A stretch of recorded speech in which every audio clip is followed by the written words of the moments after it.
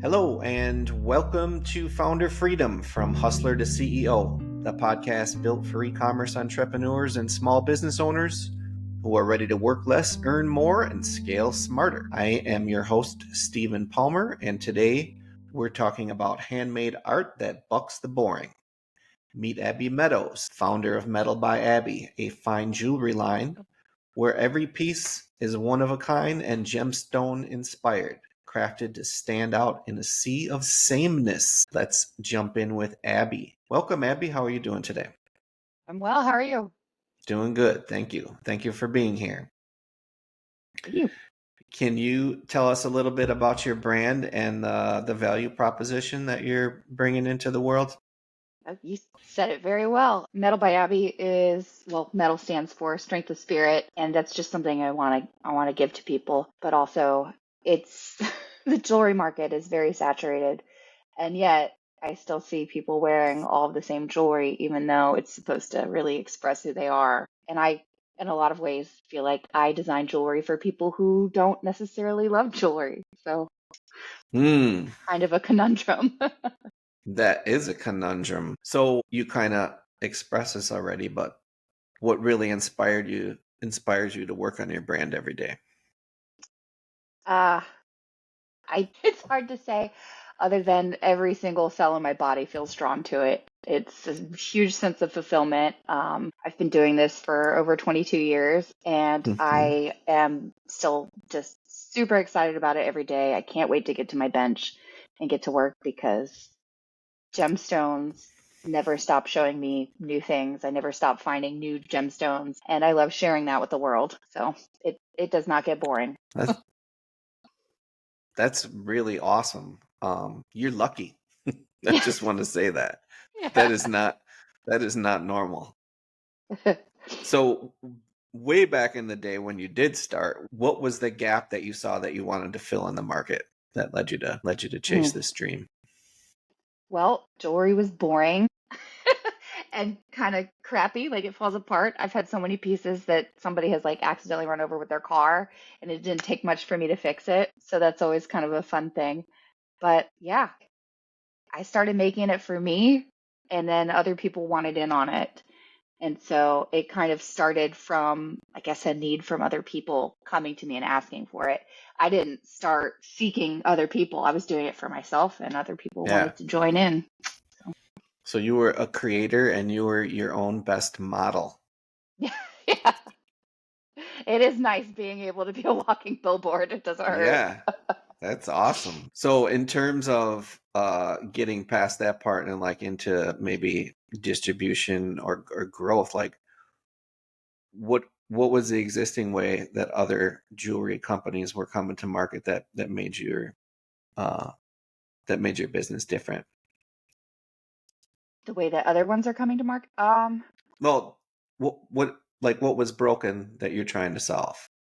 I love community. I love connection. I actually started in a jewelry store and now I've been online. I was there for 7 or 8 years. I started in 2010, right after I graduated, got an art degree in jewelry and metals, and immediately started working out of a store and making a line just for them. And it was a connection to people. I've always been very extroverted.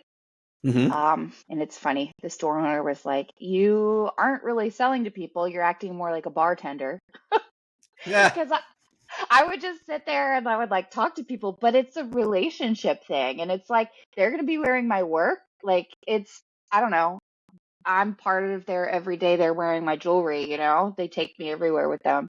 And so, and even just the process of making jewelry, it was so interesting to me. I wanted to know how it was made. It blew my mind when I found out like you could just sit at like a little bench like this and make anything, jewelry wise. And so I was very impassioned by that. And then it just, yeah, community, just talking to people. And I think it's important to make them part of it. Yeah.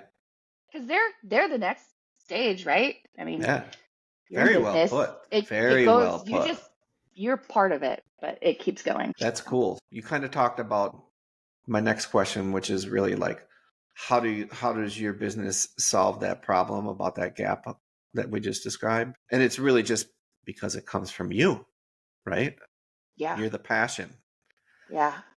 People want connection, and we have such a disconnect between like the things we wear and the things that we have because everything is so like mass produced. And it's kind of mysterious. Like I'm just looking at my cup and I'm like, I mean, I can look for, okay, made in the USA, but like I don't know where in the USA, but or Yeah. anything about it, you know, but somebody was some part of that. It didn't just Yeah. spring up out of nowhere. And I think as we get bigger and bigger and bigger, we crave smaller communities and a closeness to the things around us. True. It's very true. It's hard for young people to understand that while they're young. Yeah, yeah. So let's say I'm a new customer and I discover your brand online. I'm looking at your homepage. What do you think is the biggest misconception that people have about what Mettle by Abby does? I frequently get, like I say it on the product descriptions and everything. I'm like, one of a kind. And it's like, I think that phrase is used and abused too much because people don't really understand that one is one. Not, I'm not saying people are ignorant or anything, but it's just that they've been lied to about what one of a kind really is. Oh And it's yeah. like, there's one. And so Yeah. they'll be like, is this one done? Like, does it look like this one? I'm like, no, it is that one. That is the picture of the piece that you bought and I'm going to package and send to you. That's it. Yep. You know, it's hands on. That's it. There won't be Dude, another one either. right. It's probably hard to overcome because of the way that we shop or the way that Yeah. we've been proposed to be shopping. Yeah. And it is true. I was looking at watches the other day, and I think my uncle sent me a link about some company having a sale or whatever, and I started reading into the reviews, and the reviews are like, "Hey, I've seen these watches elsewhere. What do you guys? You can't claim that they're yours." I was like, "Wow." I'm like, Uncle Gary, that's a no go. That's a no go. Bad link. Oh, the Next. watch world is huge. Yeah, right. Yeah. So, do you have a success story that you'd like to talk about, Abby? Could be, about a customer or about your brand, whatever tickles you. Oh my goodness. Do you want a personal one or a customer one? I've got two ready for you. You could do them both. We got time. Okay. Um, Customer one, this one I keep thinking about, although it happened a while ago.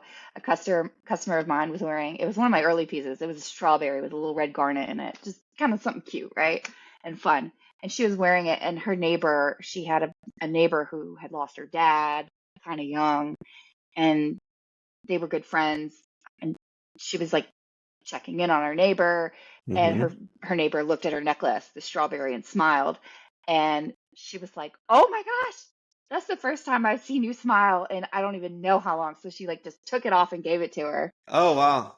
And so that just made me so happy. I ended up making her another one and giving it to her, but that's part of the story that I love hearing about how, the life that my work takes on after it's Mm-hmm. left the studio. So, Love it. yeah. And then And a then, personal one. yeah. Yesterday we were talking. I told you I am a first generation jeweler, but my husband is a fourth generation jeweler. Okay. Um, we fell in love like 10 years ago. I actually was working for his uncle for like Okay. almost a decade before we really like met and fell in love. So it's just kind of funny that like it's so totally every part of my life. And he's got several uncles and everybody in his family does jewelry. So it's a family business. And I have a daughter now that's 3 years old, and it cracks me up because she says when she grows up, she wants to hammer like a mama. So, That's cute. yeah, I was like, you could be a fifth generation jeweler. Yeah. Wow, that's crazy. That is so cool. Yeah, I mean, it is amazing that you fell into all that jewelry love, even through your spousal relationship and such. It's pretty cool.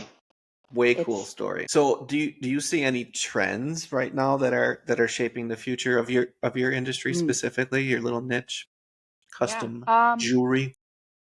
It's It's kind of wild, especially for me because I went from being in a store every day to like in 2017 working out of a private studio and doing more of a wholesale thing.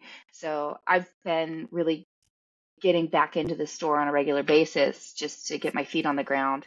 And we did shows for a while, like in Atlanta, a lot of art shows, and that was fun. Yeah. But we've got two toddlers right now, so that's not really, we don't care to delve into that right Right. now. Right. That's not But that's not a scheduling option at yeah, this point. oh, it's crazy. But It's one thing to rent a booth, but you can't rent babysitters. we're like just gonna wait until they're like 5 and they can go around and sell it. Yeah. Yeah, totally. Yeah, You'll have Malachi, my new husband, he grew up. billboards. Yeah, go model the gems. But it's funny because my husband like grew up in the jewelry store, and he like the polishing compounds are nostalgic scent to him. Mm. But I see a lot happening with just technology and how people are trying to reach their people, and it's a challenge. It is, and I see the trend being like a pendulum with people going hardcore online and trying to just delve into social media and then realizing that they don't own it at all. All you have Yeah. to do is get your account hacked or get blacklisted or blocked or Yep. something. It's not like an email list. An email list is yours. So I see a lot of people putting all their eggs in one basket and then realizing that's not good. I don't know. That's just the connection over the internet. I feel like it makes it a long distance relationship, even if you're in the same town. That's a good point. That's a very good point. We, But then we, it we also makes anybody around the world just as accessible. So right. it's brutal. Yeah, it's a total catch-22 situation. Yeah. And remaining in control is the most hardest thing, in control Yeah. of your brand, Yeah. because there's so many distractions out there. So what advice do you have for other business owners that are maybe probably starting their journey, because that's happening a lot right now? Yeah. What would you say to them to stay ahead of the curve, or avoid something? Don't put all your eggs in one basket. Diversify. Don't put all your eggs in one basket. And just connection is so important.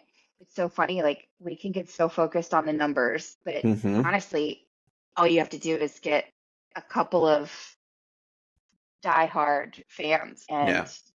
they'll kind of do some of the work for you. I mean, Yeah. word of mouth is not going away. I think that's probably No, most important. never does. It's Mhm. amazing as a marketing agency owner how many times I make that statement. Because a lot of Oh, times, when owners are making like a marketing investment decision, the question comes out of their mouth, well, what am I going to get back? How am I going to measure it? I'm like, same way you've always been measuring it, yeah, because you're the best barometer. I'm like, I could show you all kinds yeah, of data, but that's not going to satisfy your soul, mm-mm, necessarily. Maybe your balance sheet, but you still got to know what's going on. yeah, yeah. Gotta be in it. Yep. Cool. So what's next for your company? I'd be looking forward short term. Ah, well, my husband is helping me with a lot with photography and stuff, and just trying to get our communication online stronger Hmm. because it is so hard. So I am Yeah. working more in person and working more. I've just kind of come out of the baby era. Yeah. I had two Yes. babies this last couple of years, and so um, we kept going, but now we're starting to scale up and go from there. So Cool. it's So just it's a simple answer, but no, there it is. it's good. I mean, it's a place to be, right? Because I asked you that when we first met, like where was your business at? So it's always in a phase, Yeah, right? You can't deny it. it's been Hopefully good though. you're It's been attached to good it. to us. Yeah, that's awesome. So what's the best place for listeners to get involved in what you're doing over there at Metal by Abby? Get on my email list. You can go to metalbyabby.com and sign up for the email. Of course, I am on Instagram and Facebook, and I post a lot of videos behind the scenes there. But like I said, that stuff's not always predictable. So if you really want the real deal behind the scenes, get on my email list. Nice. The secret door. Yes. Well, Access to the vault. that's awesome. Well, that's a wrap here on Founder Freedom today. A huge thanks to Abby Meadows for showing us how passion, craftsmanship, and a refusal to conform can build a thriving lifestyle brand. It's almost like we went to grade school together. Cool. Whether she's forging metal or raising toddlers, Abby's keeping it real and keeping it bold. See the artistry at Mettle Abby, Metal by Abby. metalbyabby.com, and never settle for boring jewelry again. And jump on that email list, folks. It's golden. If you like what you heard, subscribe and share to this episode, and leave us a review to help other founders find their path to freedom. Until next time, keep creating, keep scaling, and never lose your style.